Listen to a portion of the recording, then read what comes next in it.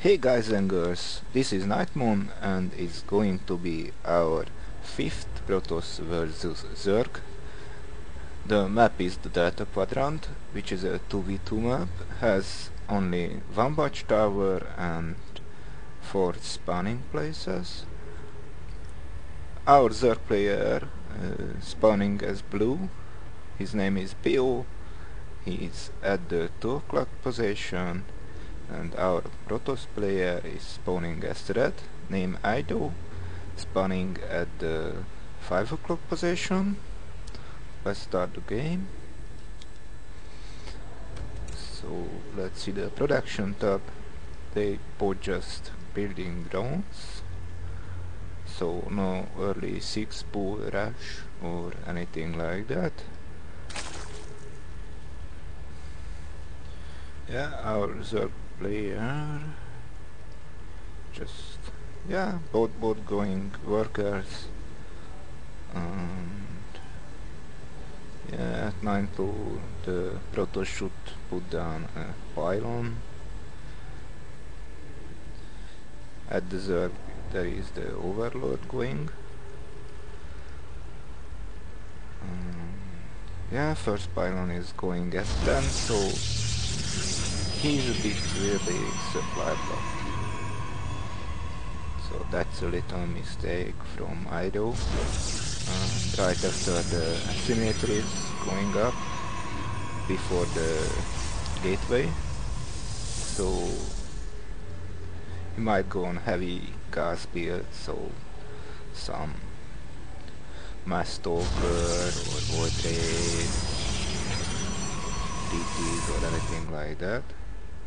And meanwhile the Zerg player Bio is just scouting the middle with his Overlord and also going to the right position with another Overlord to see what his opponent doing, or actually where he is.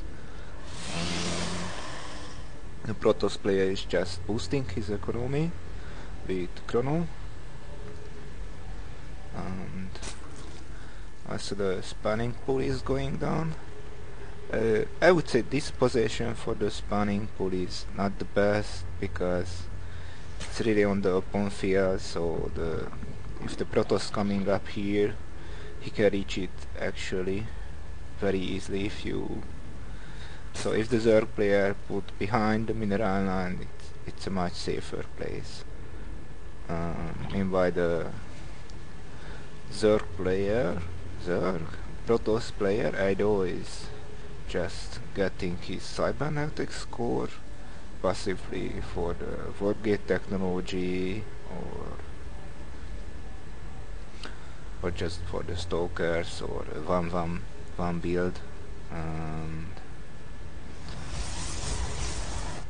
the Zerg player getting his first expansion and no Zerglings or too much defense at all, just getting his first screen out and the first extractor for gas.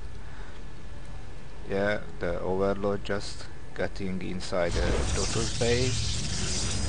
He has only one Zealot, so not much to defend, but it won't happen too much attack at this point.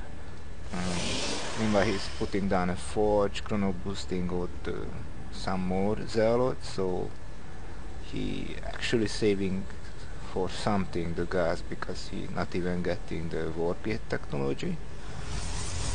So we might see from the fort some grand unit upgrade or some cannon. So the hatchery is up, and also the Wargate technology is on the way, and the first stalker. What's he's doing here? We see here a proxy pylon with a Stargate close to the Zerg expansion, and just some cannons for the defense.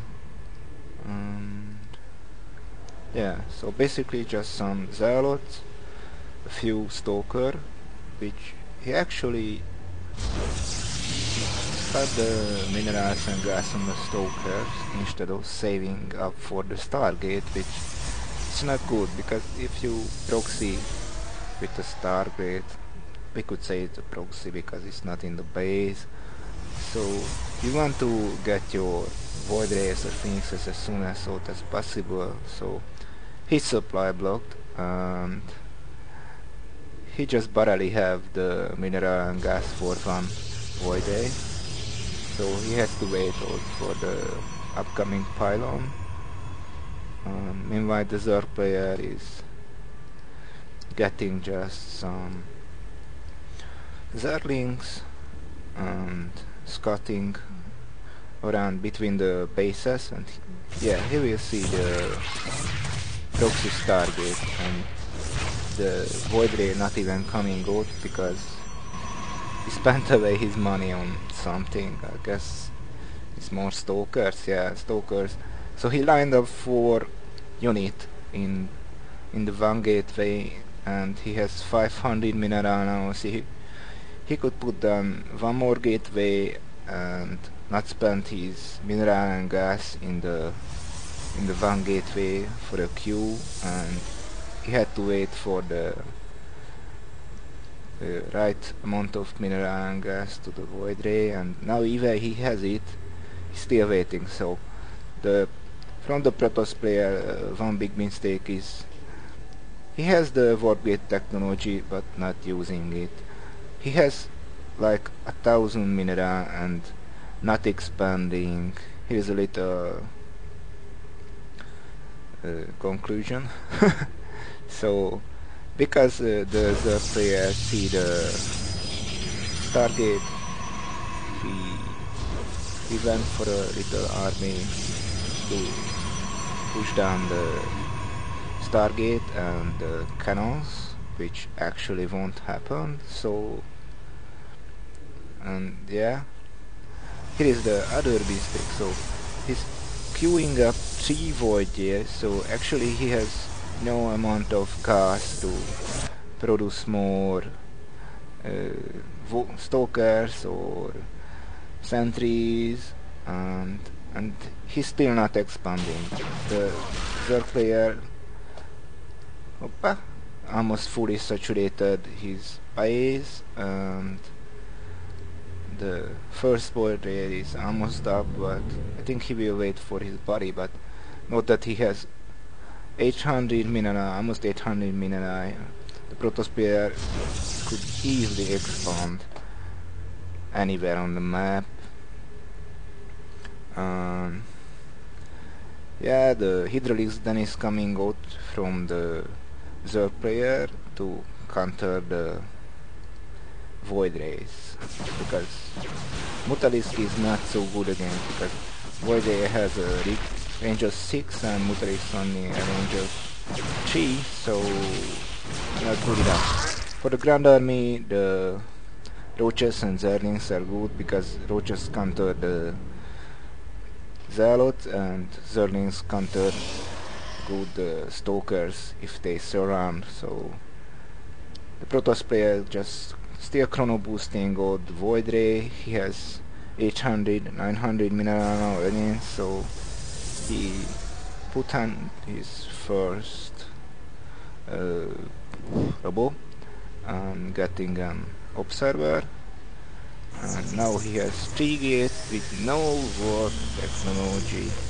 Now he is getting warp gate technology, so he has 2 gates, 1 base, 1300 mineral. Meanwhile the Zerg player has 2000 even. He has the second expansion and just spreading the creep. The Void is going for a little abuse, but already A3 Hydralisk on the way, and the Queen is at the base, so he should be able to counter these 3 Voids pretty easy, and he's way ahead in the income. Let's see the income. The Zerg player has not much, but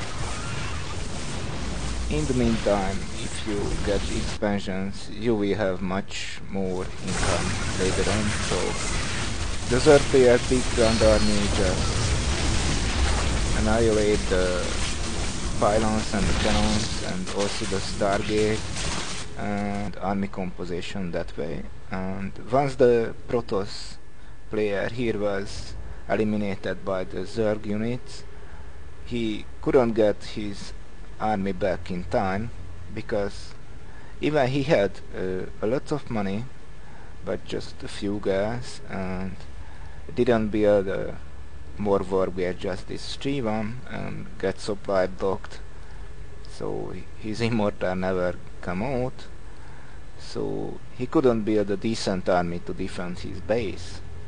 And because he was on one base, it was all-in rush for the Zerg player, and yeah, so the Protoss couldn't do much. So hope you guys learned something. The main thing is to expand. So if you don't expand, your opponent has more income, and if he has more income, you basically lose. So that was the 5th Protoss versus Zerg game, and the upcoming games will be Terran versus Protoss.